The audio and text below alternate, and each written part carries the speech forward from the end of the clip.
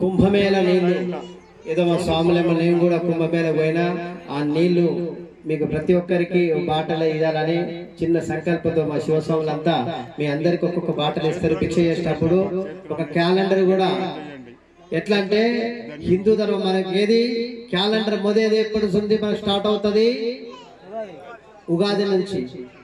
ఆ మన జనవరి ఫిబ్రవరి కొట్టుకుంటే మే, తిట్టుకుంటే జరుగు, తిట్టుకుంటే ఏమైతే జూన్, కొట్టుకుంటే మే అవుతాయి అట్లనమాట.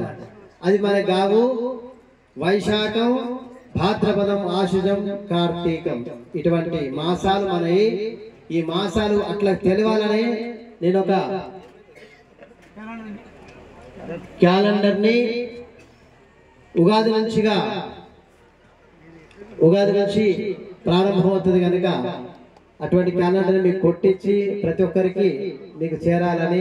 ఇక షాపులలో కొట్టుకుంటుంటారు, అవి బంద్ చేయండి. ఎప్పటి సంది కొట్టాలా? ఉగాది నుంచే స్టార్ట్ చేయాలి. షాపులలో కొడుతుంటారు పేర్లు పెట్టి, అవి కాదు ఇంగ్లీష్ నెలలు కావు. దీని మీద మనకు అర్థం కానందుకు సంస్కృతంలో రాపించినాను.